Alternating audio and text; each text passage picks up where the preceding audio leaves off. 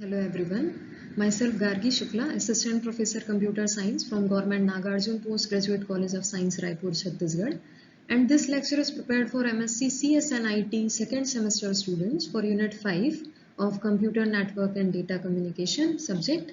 And in this lecture, we will be dealing with network security aspects. So this is the first part of this unit. So let's begin.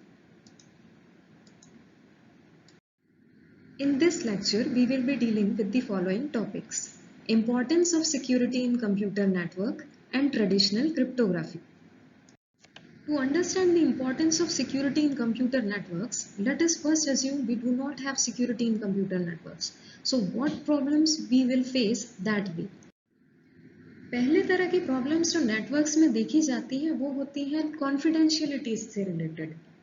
दो parties के बीच में communication हमेशा private या confidential होना चाहिए, लेकिन इसमें कई सारे बैरियर्स होते हैं। जैसे पहले बैरियर्स होते हैं स्पाईवेयर्स। स्पाईवेयर्स ऐसे मालवेयर्स हैं जो यूजर की परमिशन के बिना और बिना उनकी नॉलेज के उनके कंप्यूटर में एंटर कर जाते हैं, इंस्टॉल हो जाते हैं और सीक्रेटली सेंसिटिव इंफॉर्मेशन को रिकॉर्ड करके उसको कई बार रिले भी कर देते हैं हैकर्स और एडवर्टाइजर्स को। दूसरे तरह के कॉन्फिडेंशियलिटी के थ्रेट्स होते हैं अनस्ट्रक्चर्ड थ्रेट्स। अनस्ट्रक्चर्ड थ्रेट्स उस तरह के थ्रेट्स होते हैं जो कि इनएक्सपीरियंस पर्सन्स के द्वारा किए जाते हैं। ये जनरली टारगेटेड नहीं होते, हैकर्स बस अपना लक ट्राई कर रहे होते हैं।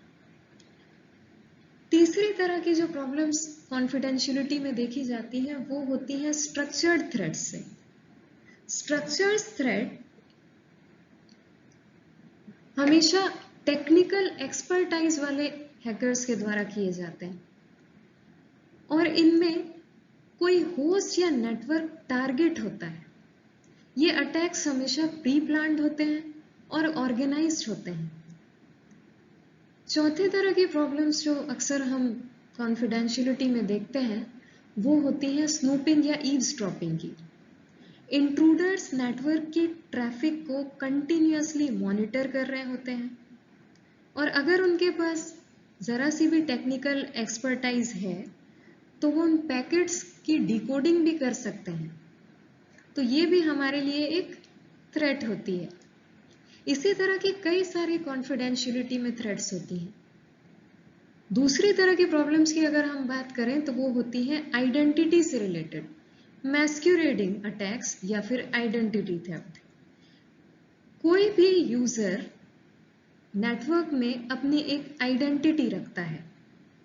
इस आइडेंटिटी को कोई हैकर या अटैकर स्टील कर सकता है, जैसे उसके नेटवर्क क्रेडेंशियल स्टील कर सकता है। ऐसा करने पर उसे आइडेंटिटी थेफ्ट कहा जाता है। आइडेंटिटी थेफ्ट होने के बाद जनरली किसी और तरह का अटैक इसके आगे इन्वॉल्व होता है। नेक्स्ट तरह के अटैक्स जो हम देखते हैं वो होते हैं modification of message attack. Modification of message attack को आप एक सिंपल एग्जांपल से समझ सकते हैं। जैसे ए को वाई के अकाउंट में 10,000 रुपीज ट्रांसफर करने हैं। हैकर ने अगर मैसेज की एक्सेस ले ली है तो वो इस मैसेज में वाई को एच से रिप्लेस कर देगा। तो मॉडिफिकेशन ऑफ मैसेज हमारे लिए एक थ्रेट बन जाता है। रिप्ले ऑफ मैसेज, मैसेज का रिप्ले भी हमारे लिए थ्रेट हो सकता है। नेटवर्क सिक्योरिटी के थ्रू हम मैसेज के रिप्ले को भी रोकने के मैकेनिज्म्स पर ध्यान देते हैं। आपने अगर किसी फ्रॉड्यूलेंट वेबसाइट में 10,000 का ट्रांजैक्शन किया है और अगर आपके नेटवर्क में सिक्योरिटी नहीं है तो ये फ्रॉड्यूलेंट वेबसाइट इस मैसेज को रिप्ले करके अपने अकाउंट में 20,000 तक जमा कर सकती है। नेक्स्ट कैटेगरी के जो अटैक्स होते हैं, जो थ्रेट्स होते हैं, वो होते हैं आईपी स्पूफिंग और denial of service attacks. Denial of service attacks किसी सिस्टम को अनअवेलेबल कर देते हैं। जनरली ऐसा करने के लिए आईपी स्पूफिंग की सहायता ली जाती है। आईपी स्पूफिंग में आईपी पैकेट्स के सोर्स एड्रेस को चेंज कर दिया जाता है ताकि वो नेटवर्क को एक लेजिटिमेट सोर्स के पैकेट्स लगे और सर्वर उन्हें एक्सेप्ट कर ले। ऐसा करने के बाद जनरली कुछ सेट ऑफ कॉम्प्रोमाइज्ड मशीन्स को यूज करके नेटवर्क को पैकेट्स से, इस तरह के पैकेट्स से फ्लड कर दिया जाता है, फ्लडिंग कर दी जाती है, जिससे सर्वर अनअवेलेबल हो जाता है। तो हम सर्वर को अनअवेलेबल होने से भी नेटवर्क सिक्योरिटी के थ्रू बचाना चाहेंगे। रेप्यूडिएशन की प्रॉब्लम्स उन स्थितियों को कहते हैं जिनमें सेंडर या रिसीवर मैसेज को सेंड करने या रिसीव करने से डिनाई कर जाता है। सेंडर मैसेज को सेंड करने से डिनाई कर सकता है, जैसे किसी ने, अगर X ने कहा कि Y के अकाउंट में 10,000 ट्रांसफर करने, ये मैसेज उसने रिले किया बैंक को। एक बार वो मैसेज बैंक में गया, वो ट्रांजैक्शन सक्सेसफुल हुआ, X के अकाउंट में से 10,000 रिमूव किए गए और उसके मोबाइल में इससे रिलेटेड इंफॉर्मेशन आई। लेकिन इसके बाद X डिनाई कर गया कि मैंने ये ट्रांजैक्शन का मैसेज सेंड बैंक को नहीं किया था। तो इस तरह की कंडीशन को हम कहते हैं रेप्यूडिएशन। इसी तरह से रिसीवर भी मनी रिसीविंग के मैसेजेस को डिनाई कर सकते हैं। नेक्स्ट तरह के जो अटैक्स या जो सिक्योरिटी ब्रीचेस हम देखते हैं नेटवर्क्स में, वो जनरली होते हैं मैलवेयर्स के थ्रू। वायरस, वॉर्म्स और ट्रोजन्स के थ्रू भी बहुत ज़्यादा सिक्योरिटी ब्रीचेस प्रोड्यूस होते हैं। ये मैलिशियस सॉफ्टवेयर्स नेटवर्क्स के थ्रू एंटर होते हैं और loss of data, destruction and misuse of resources और बाकी के सारे अटैक्स के लिए एक बेस बनाने का काम भी कर सकते हैं। तो इन चीज़ों की वजह से हमें नेटवर्क सिक्योरिटी की ज़रूरत होती है। तो कुल मिलाकर अगर हम देखें तो network security is protection of networks from loss of secrecy, illegal manipulation of information or their alteration, spurious data and attackers, as well as protecting them from being unavailable. तो इस तरह से नेटवर्क सिक्योरिटी इन टॉपिक्स से broadly deal करती है। अगर हम message के एक्सपेक्ट में बात करें तो ये रिलेटेड होती है मैसेज की कॉन्फिडेंशियलिटी से। Secrecy between sender and receiver होनी चाहिए। अगर हम मैसेज की इंटीग्रिटी के बारे में बात करें तो डेटा को अल्टर नहीं होना चाहिए। अगर हम मैसेज ऑथेंटिकेशन की बात करें तो आईपी स्पूफिंग नहीं होनी चाहिए। आइडेंटिटी ऑफ द सेंडर जो है, जिसने उस मैसेज को सेंड किया है, वो एस्टेब्लिश होनी चाहिए, जिससे जो रिसीवर है वो श्योर हो जाए। इसी तरह से नॉन रेप्यूडिएशन होना चाहिए। सेंडर और रिसीवर मैसेजेस को सेंड या रिसीव करने से डिनाई ना कर सके। और कभी कभार यूजर लेवल पे भी हमें ऑथेंटिकेशन चाहिए होता है, लॉगिंग वगैरह की इंफॉर्मेशन के द्वारा। नेक्स्ट हम देखते हैं क्रिप्टोग्राफी के बारे में। क्रिप्टोग्राफी का मतलब होता है हिडन राइटिंग या सीक्रेट राइटिंग। क्रिप्ट का अर्थ होता है हिडन और ग्राफी का अर्थ होता है राइट। तो कुल मिलाकर इसका मतलब हुआ सीक्रेट राइटिंग।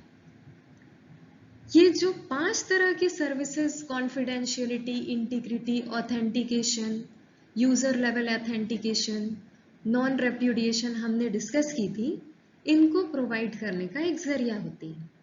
अब ये एग्जैक्टली होती क्या है? क्रिप्टोग्राफी एक ऐसी टेक्निक है जिसमें मैसेज को ट्रांसफर करने से पहले उसे किसी अन्य फॉर्म में, एक डिफरेंट फॉर्म में चेंज कर दिया जाता है सेंडर पर, और रिसीवर पर जाने के बाद उसे वापस अपने एक्चुअल फॉर्म में चेंज कर दिया जाता है। इससे ये जो सारे गोल्स हैं सिक्योरिटी के, वो किसी ना किसी वे में प्रोवाइड हो जाते हैं। अब वन बाय वन हम देखेंगे कि वो किस तरह से प्रोवाइड होते हैं। पहले हम क्रिप्टोग्राफी को डिटेल्स में यहाँ देखेंगे। जो एक्चुअल मैसेज ट्रांसफर किया जाना होता है उसे हम कहते हैं प्लेन टेक्स्ट, और जो मैसेज प्लेन टेक्स्ट को ट्रांसफॉर्म करके बनाया जाता है उसे हम कहते हैं साइफर टेक्स्ट। तो सेंडर पे क्या होगा, प्लेन टेक्स्ट साइफर टेक्स्ट में चेंज कर दिया जाएगा और रिसीवर पर साइफर टेक्स्ट को वापस प्लेन टेक्स्ट में चेंज किया जाएगा, जिससे अगर आप नॉर्मल समझने की कोशिश करें सिंपल शब्दों में, अगर बहुत टेक्निकल डिटेल्स में ना जाया जाए, तो इससे कॉन्फिडेंशियलिटी प्रोवाइड हो रही है, क्योंकि रिसीवर और सेंडर के अलावा ट्रांसफॉर्मेशन का तरीका और किसी को मालूम नहीं होता है आइडियली। एन्क्रिप्शन एल्गोरिदम हम यूज करते हैं क्रिप्टोग्राफी में। एन्क्रिप्शन एल्गोरिदम वह एल्गोरिदम होते हैं जो प्लेन टेक्स्ट को साइफर टेक्स्ट में बदलने के कार्य में आते हैं। डिक्रिप्शन एल्गोरिदम वो एल्गोरिदम होते हैं जो साइफर टेक्स्ट को प्लेन टेक्स्ट में वापस चेंज करते हैं। इन्हीं को हम साइफर्स के नाम से भी जानते हैं। एन्क्रिप्शन और डिक्रिप्शन के लिए हम यूज करते हैं कीज का। कीज न्यूमेरिकल वैल्यूज होती हैं, यूजुअली बिट्स में, जो एन्क्रिप्शन और डिक्रिप्शन के साथ यूज होती हैं एन्क्रिप्शन और डिक्रिप्शन को पॉसिबल कराने के लिए। अब हम देखते हैं टाइप्स ऑफ क्रिप्टोग्राफी के बारे में। पहला टाइप होता है सिमेट्रिक की क्रिप्टोग्राफी। इसमें एक ही की का यूज करके, सेम की का यूज करके आप एन्क्रिप्शन और डिक्रिप्शन की प्रोसेस कर सकते हैं। इस की को सीक्रेट की कहा जाता है। दूसरी होती है एसिमेट्रिक की क्रिप्टोग्राफी। एसिमेट्रिक क्रिप्टोग्राफी में अ पेयर ऑफ की इन्वॉल्व होता है, जिसमें से एक की को हम बोलेंगे पब्लिक की, और जैसा नाम से ही क्लियर है, इसको हम पब्लिकली अनाउंस कर देते हैं। और दूसरी होती है किसी यूजर की प्राइवेट की। तो ये जो की होती है ये यूजर के पास ही रहती है, इसको डिस्क्लोज नहीं किया जाता। अब मैसेज को एक की के थ्रू यूज करके, कोई भी एक की यूज करके, पब्लिक या प्राइवेट की यूज करके मैसेज को एनक्रिप्ट किया जाता है, और पेयर की दूसरी की का यूज करते हुए मैसेज को डिक्रिप्ट किया जाता है।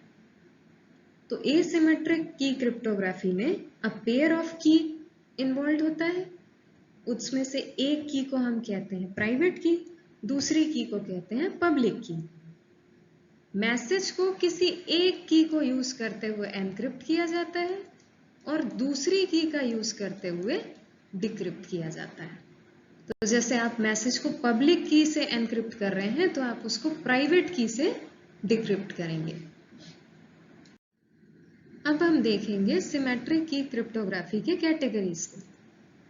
सिमेट्रिक की क्रिप्टोग्राफी के दो कैटेगरीज होती हैं, एक ट्रेडिशनल और दूसरी मॉडर्न। ट्रेडिशनल वे में जो सिमेट्रिक की क्रिप्टोग्राफी की जाती है वो कैरेक्टर ओरिएंटेड होती है। कहने का मतलब इसमें प्लेन टेक्स्ट कैरेक्टर के फॉर्म में मौजूद होता है। इसकी दो कैटेगरीज होती हैं, पहला होता है सब्स्टिट्यूशन साइफर और दूसरा होता है ट्रांसपोजिशन साइफर। सबसे पहले हम देखेंगे सब्स्टिट्यूशन साइफर्स को। सब्स्टिट्यूशन साइफर्स जैसा नाम से ही क्लियर है, रिप्लेसमेंट के द्वारा काम करते हैं। इनमें एनक्रिप्शन करने के लिए एक कैरेक्टर या एक सिंबल को किसी दूसरे कैरेक्टर या सिंबल से रिप्लेस कर दिया जाता है। उदाहरण के लिए ए को डी से रिप्लेस किया जा सकता है, 2 को 5 से रिप्लेस किया जा सकता है, 6 को 9 से रिप्लेस किया जा सकता है। सब्स्टिट्यूशन साइफर्स की दो कैटेगरीज होती हैं। पहली होती है मोनो अल्फाबेटिक साइफर की कैटेगरीज।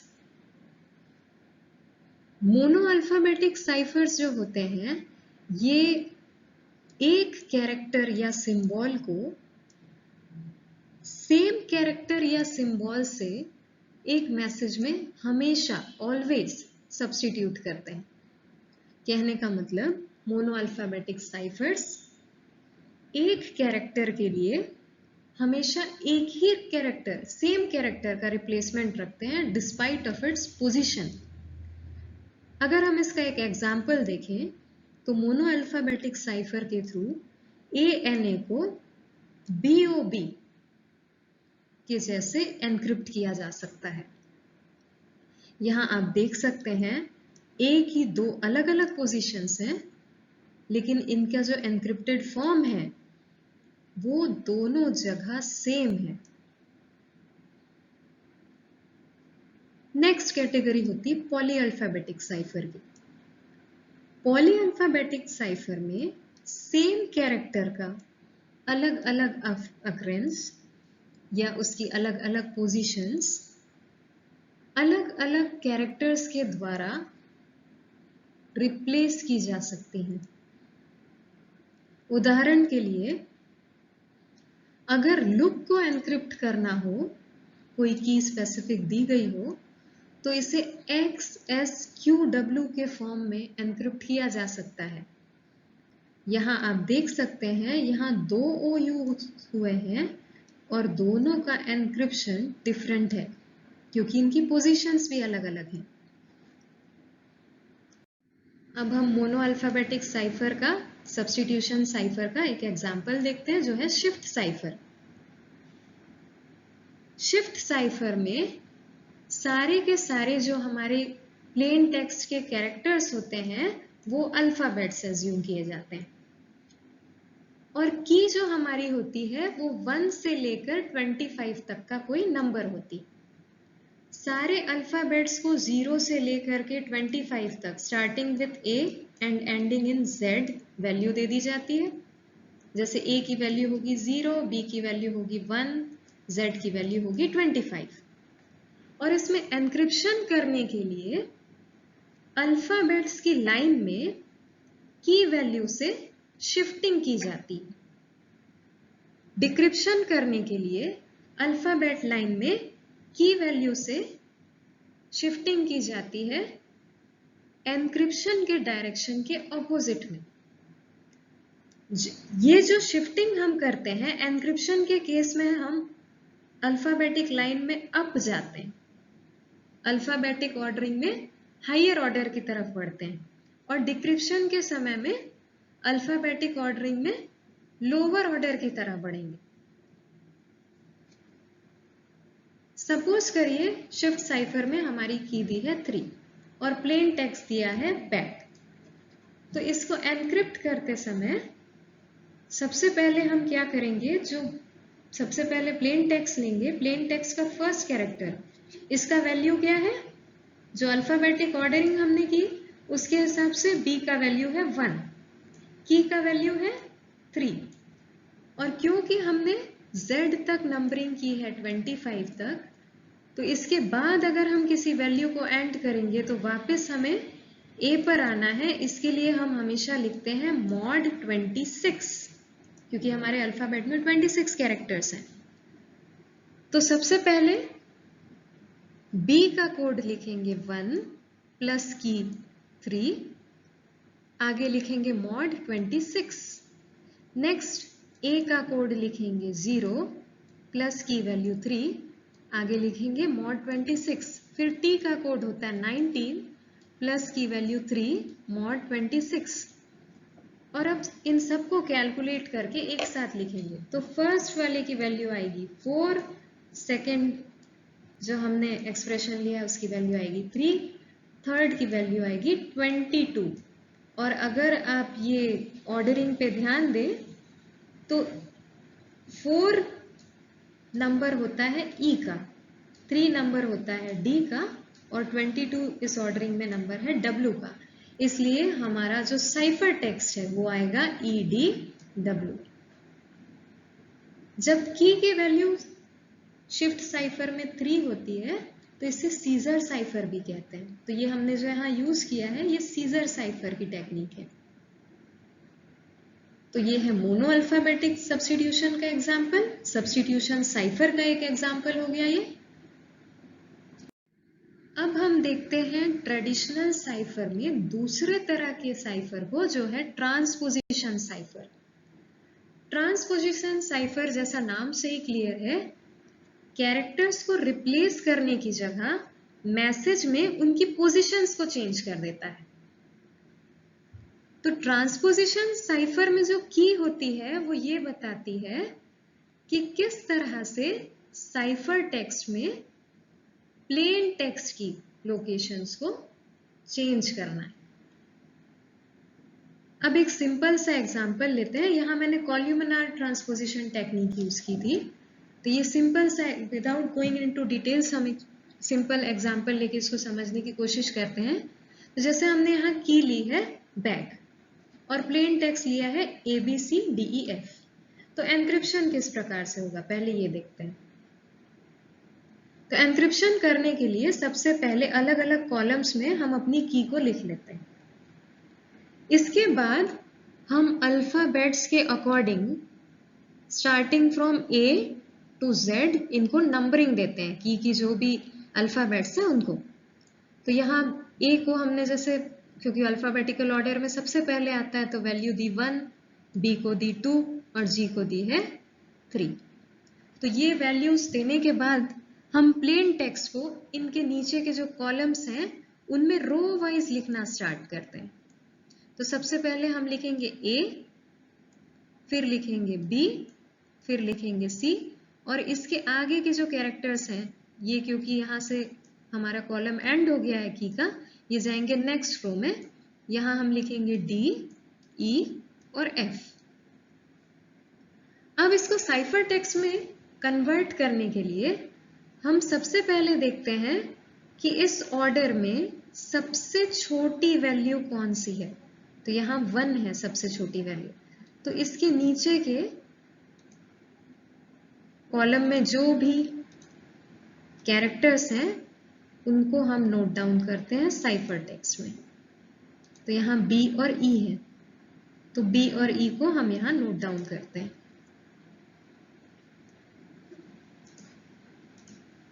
नेक्स्ट हम, क्योंकि नंबर 2 ऑर्डर में हायर है, लोअर से हमें हायर ऑर्डर में जाना होता है, तो नंबर 2 के नीचे की जो कॉलम की एंट्रीज हैं इन्हें साइफर टेक्स्ट में लिखते हैं। तो ये हमने लिखा है A एंड D।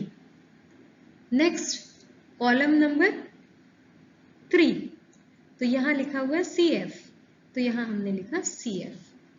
तो इस तरह से कॉलम वाइज हम डेटा को 1 बाय 1 लिखते जाते हैं। नेक्स्ट हम देखते हैं डिक्रिप्शन।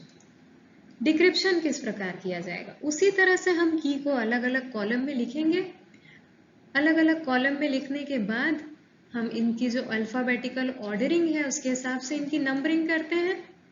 जो सबसे पहले है उसका नंबर होगा 1 अल्फाबेटिकल ऑर्डर में, जो सेकंड नंबर पे आ रहा है उसका नंबर होगा 2, जो लास्ट नंबर पे आ रहा है उसका नंबर होगा 3।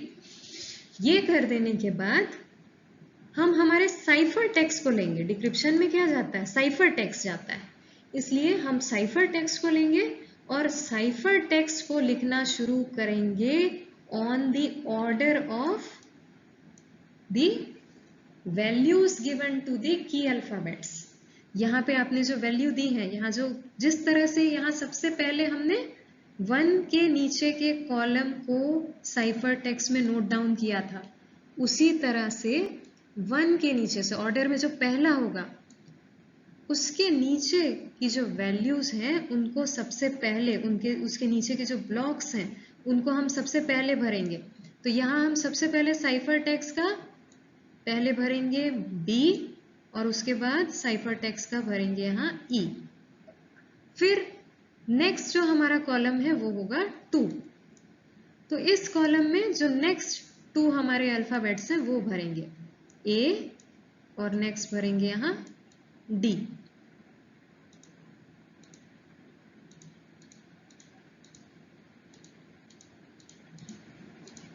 अब लास्ट कॉलम के लिए हमारी एंट्रीज होंगी C एंड F। तो इस तरह हम एंट्री करेंगे मैट्रिसेस में और इसके बाद हम इनको रो वाइज लिखते जाएंगे। तो सबसे पहले कौन सी रो आएगी, ABC की रो आएगी, तो यहाँ पे हमने लिखा ABC, और इसके बाद नेक्स्ट रो है DEF की, तो यहाँ पे वो आएगी DEF।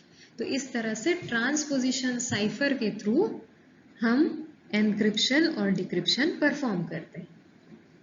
तो आज के इस लेक्चर में इतना ही। नेक्स्ट लेक्चर में हम पढ़ेंगे मॉडर्न साइफर के बारे में और DES और RSA एल्गोरिदम्स के बारे में। इस लेक्चर को बनाने के लिए इन बुक्स की हेल्प ली गई है।